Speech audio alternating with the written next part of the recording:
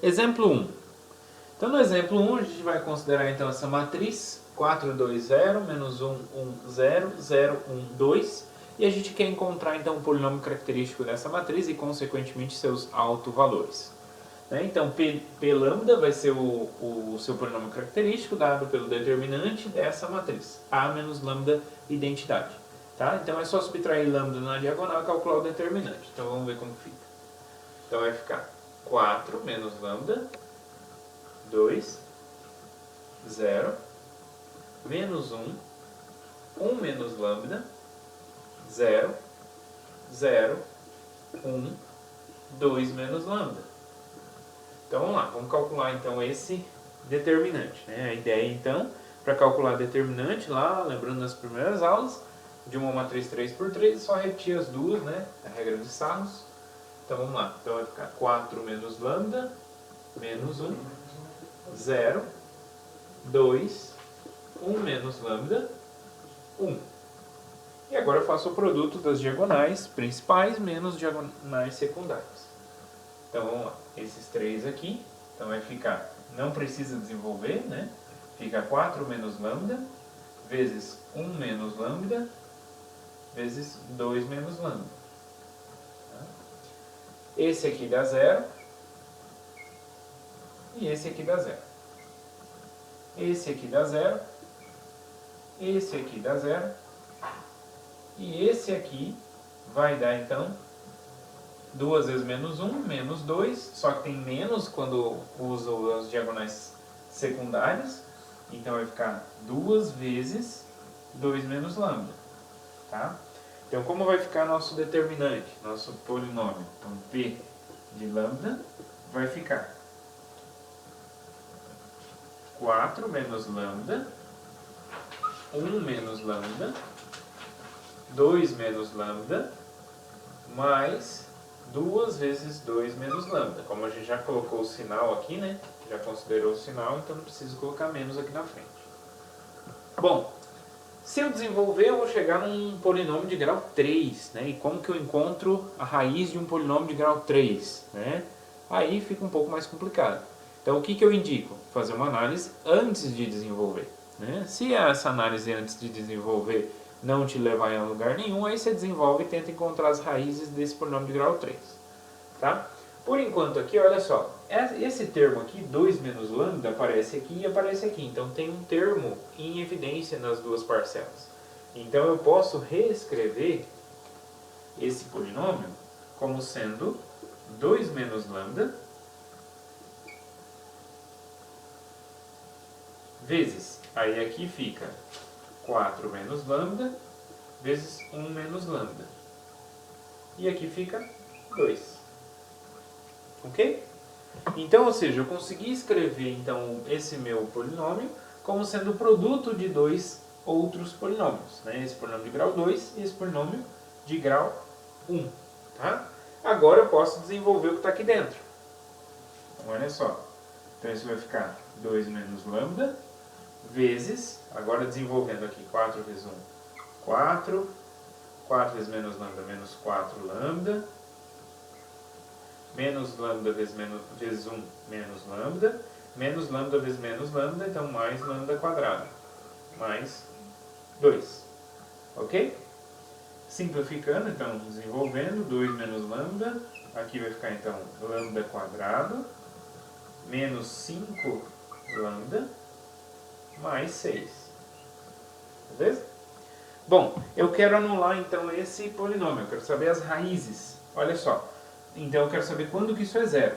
Isso aqui vai ser zero quando esse produto desses dois termos for zero. Só que o produto de duas coisas em R é zero se uma for zero ou a outra for zero. Então P de lambda é igual a zero, C e somente C. O 2 menos lambda é igual a zero, ou o lambda quadrado menos 5 lambda mais 6 é igual a zero. Ok? Então, ou seja, daqui do primeiro, o que a gente obtém? Do primeiro a gente obtém que lambda é igual a 2. Então esse é o primeiro alto valor.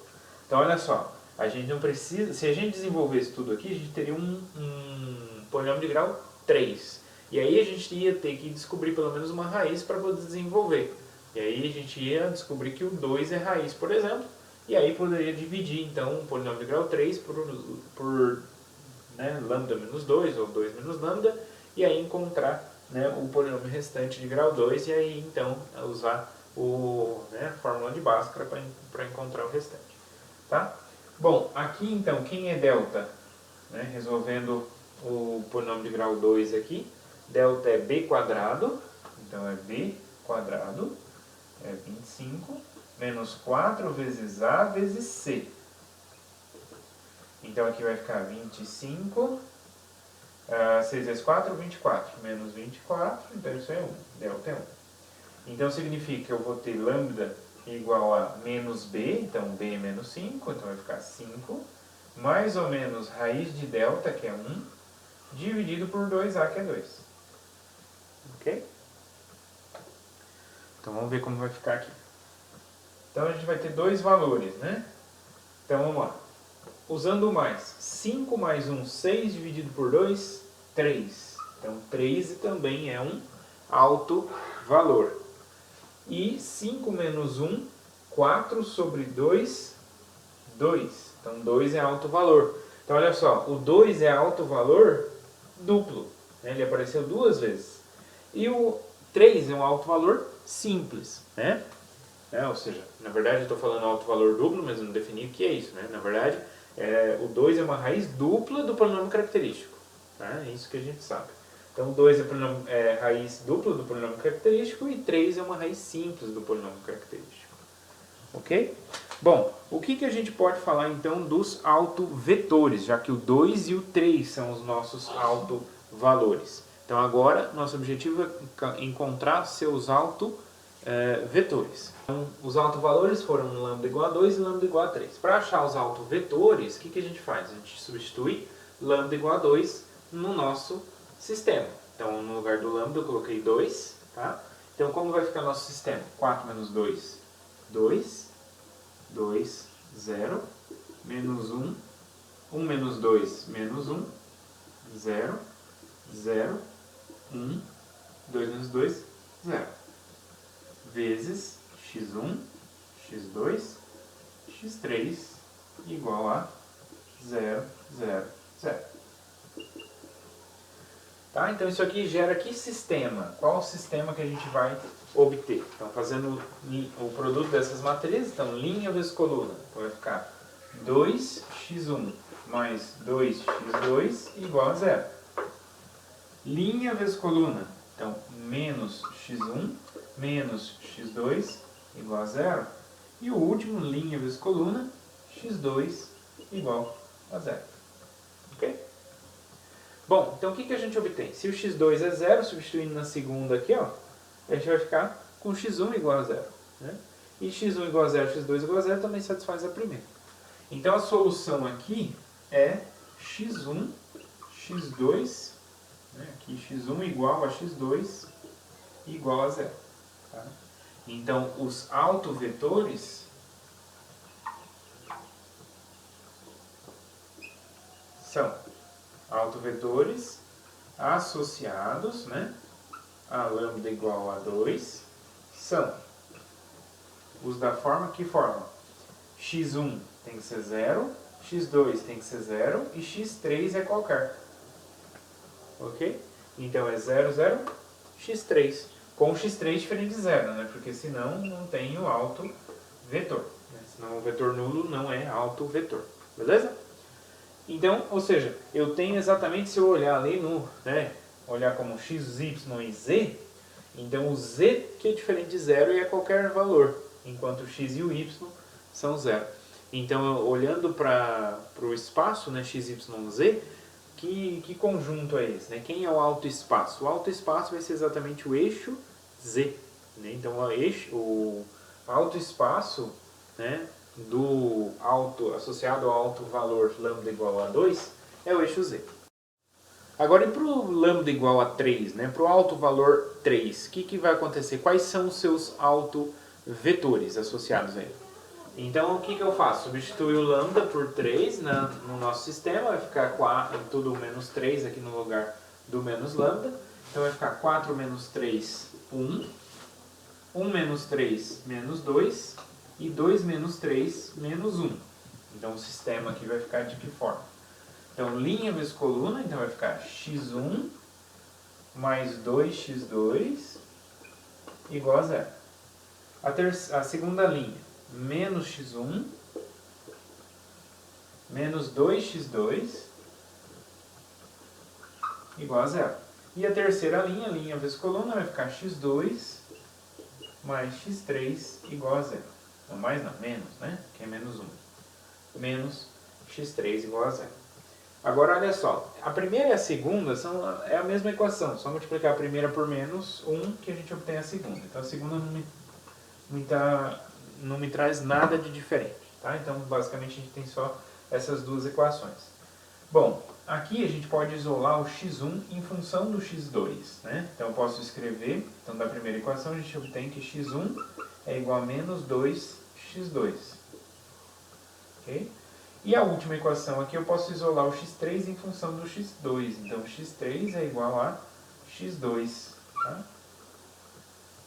Então, quem são os autovetores, né? Então, os autovetores associados